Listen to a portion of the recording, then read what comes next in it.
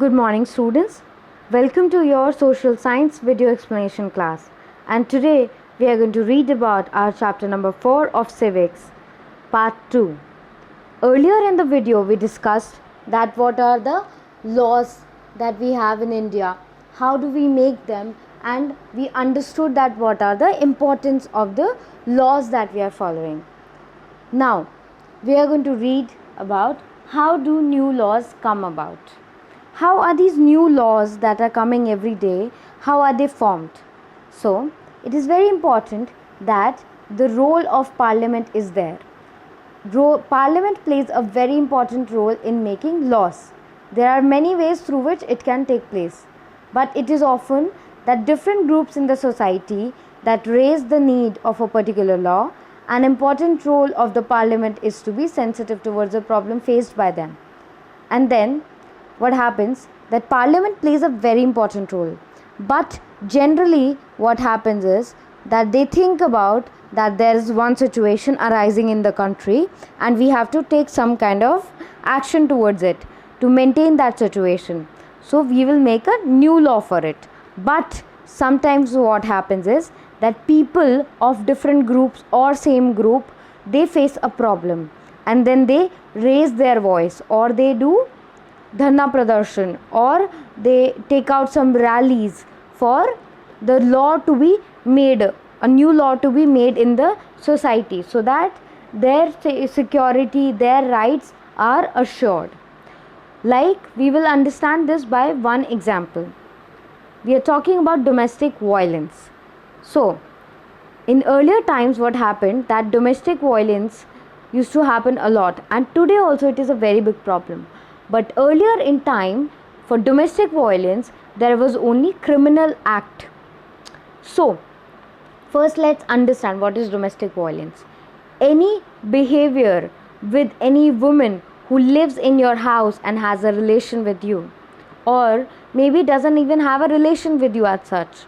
So if it is your wife, or if it is your daughter, or if it is your mother, or if it is your mother-in-law, or any woman who is living in your house, and now you are abusing that woman, you are beating her, or even if you are not beating her but you are just verbally abusing her, आप उसको इतना सुनाते हो कि वो mentally बहुत ज़्यादा परेशान है, या कोई इंसान उसको बहुत फिजिकली मारता है, उसे हम डोमेस्टिक वायलेंस बोलते हैं, जो कि सरासर गलत है. It is absolutely very wrong. You do not have anybody in this world, do not has any right over any human being to hit that person or to mentally abuse that person. आप mentally भी किसी को परेशान नहीं कर सकते हो. You do not have that kind of right. So what happened in earlier days? Let's read. That women used to visit these people in around about 1991. So जो ये लोग होते हैं who are there for women rights, okay, there are many groups, there are many NGOs, या जिन्हें हम नारी मुक्ति मोर्चा या नारी मुक्ति केंद्र या NGOs बोलते हैं. ये वो लोग थे जो इन औरतों की बातें सुनते थे, और इन्हें उनकी बातें सुन के पता चला that a lot of women were facing this problem. उन्हें उनके हस्बैंड्स मारते थे, या फिज़िकली अब्यूज़ करते थे, या मेंटली अब्यूज़ करते थे. बहुत सारे ओल्ड वुमेन भी थे जिनको ये मेंटली अब्यूज़ करते थे by their son in law और by their daughter in law, उनको मेंटली अब्यूज़ करते थे. नाउ व्हाट हैपेंड कि ये इन सब NGOs के पास गए, इन सब हेल्पिंग एजेंसीज़ के पास गए, बट हुआ क्या, उन्होंने उनको ये बताया कि ओके आपको ये प्रॉब्लम है, हम इनके अगेंस्ट FIR फाइल कर देते हैं, हाँ हमें इनके अगेंस्ट एक क्रिमिनल एक्ट लॉ चला देते हैं, हम इनके अगेंस्ट एक केस बना देते हैं. बट उससे क्या होगा, they will be, if it is proven that they are beating them in the house, then they will be declared as criminals. But these were family, ये उनकी फैमिली है, ये उनकी वाइफ है, ये उनकी मम्मी है, तो ये उनकी मदर है, तो ये उनको क्रिमिनल नहीं घोषित करवाना चाहते हैं, ये उनको क्रिमिनल नहीं बताना चाहते हैं. बस ये चाहते हैं कि उनकी बात कोई सुने और उनको जाके थोड़ा पनिश करे, सिविलाइज्ड तरीके से पनिश करे, सामाजिक तौर पे पनिश करें। ओके, अब उसके लिए हमें क्या चाहिए होगा, एक सिविल राइट। ओके, अभी तक हमारे पास एक क्रिमिनल एक्ट लॉ था, हमें एक सिविल लॉ भी चाहिए था, जिससे कि सोसाइटी में जो गलत हो रहा है आपको उसकी सज़ा मिल सके, आपको जेल ना हो उस बात के लिए, अगर वो उतनी ज़्यादा सीरियस नहीं है, बट आपको उस बात के लिए पनिशमेंट की जाए, आपको उस बात के लिए जुर्माना हो जाए, या आपको जो आप जिस वाइफ को मारते हैं अगर वो आपसे डिवोर्स लेना चाहे तो आप उसको एलिमनी दें, आप उसको खर्चा दें हर महीने का। ऐसा ये लोग चाहते थे।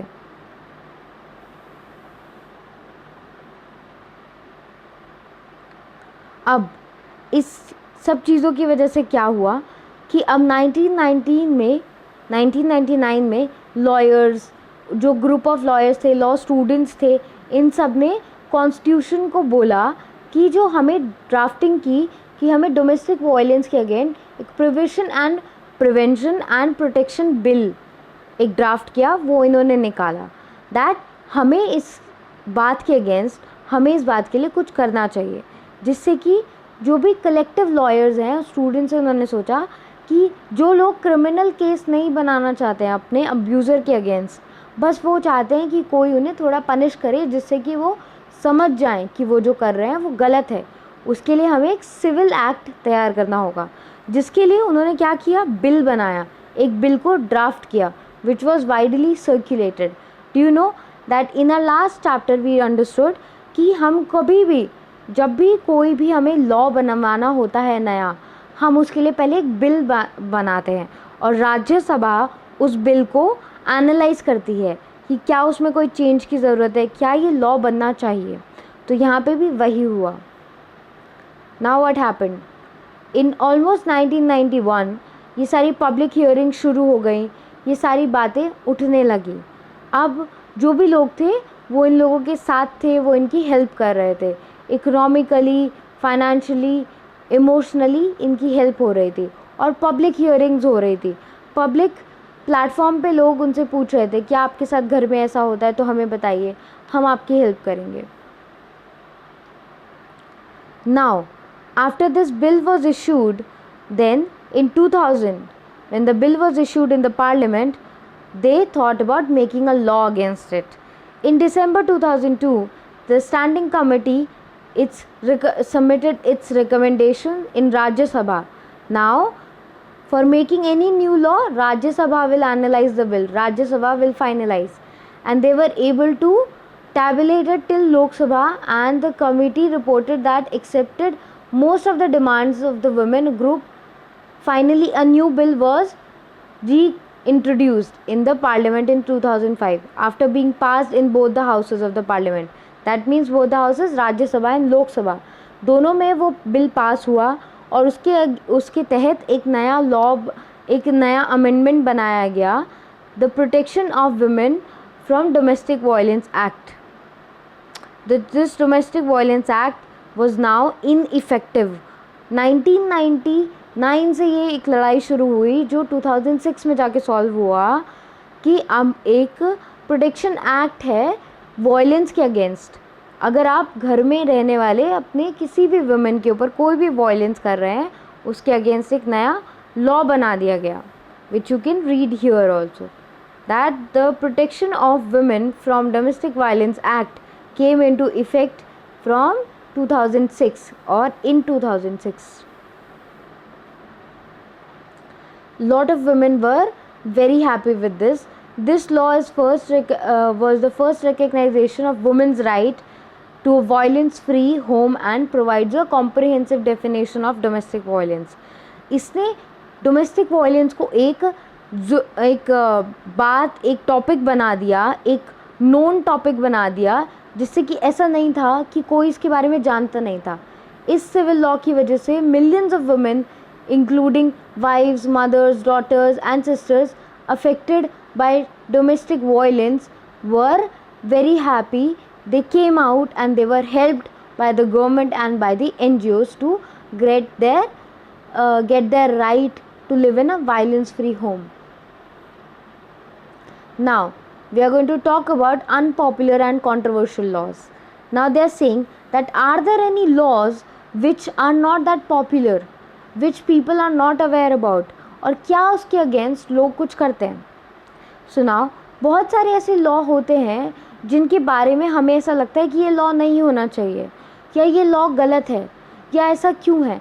Like the act of 370 act 370 धारा 370 के बारे में ऐसा लोग सोचते हैं कि ये नहीं होना चाहिए।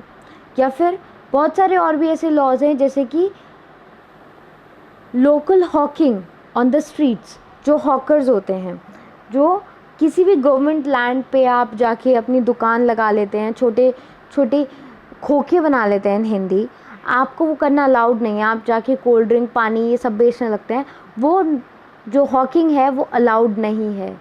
बहुत सारे म्युनिसिपल एरियाज़ में वो अलाउड नहीं है। अब उसकी वजह से क्या होता है, that people start repressive laws which are framed, they are now forced to follow them, and they now criticize it. Okay, they start criticizing it, and the parliament then feels the need for the change in the law. They think that there is a need now to change, to put a little bit of change in the law. Then they start changing the law according to the requirement of the people, according to what is right for the people. For various example, laws on the use space of within municipal limited often make hawking and the street vending illegal. Often make hawking and street vending illegal. No one will dispute the necessity for some rules to keep public safe and open so that people can walk on pavement easily. However, one also cannot deny the hawkers and the vendors provide essential services cheaply and efficiently millions of living in the large city. This means that livelihood. This means of their livelihood as well. Hence, the law favors one group and disagrees with the another one, and it will be controversial and lead to conflict. People who think the law is not fair can approach the court and decide the issue. The court has the power to modify or to cancel the law if it finds that this doesn't adhere to the constitution. Now, they are saying that जो ये municipal law है कि जो Hawking है, जो vending है, यानी कि आप जो छोटी छोटी दुकानें बना लेते हैं रोड पे, वो इलीगल है। But at the same point of time बड़े बड़े शहरों में ऑफिसेज़ के बाहर भी ऐसे बहुत सारे लोकल शॉप्स होते हैं जो कि लोगों को असेंशियल सर्विसेज प्रोवाइड करते हैं। छोटी छोटी चीज़ें, biscuits, chocolates, any snacks, they provide you, चाय, ये सब चीज़ें प्रोवाइड करते हैं। अब इससे आपको फ़ायदा तो है, बट अगर वो चीज़ें वहाँ से हट जाएं तो लोगों को फ़ायदा होगा, क्योंकि ज़्यादा जगह होगी फुटपाथ पे चलने के लिए। रोड्स पे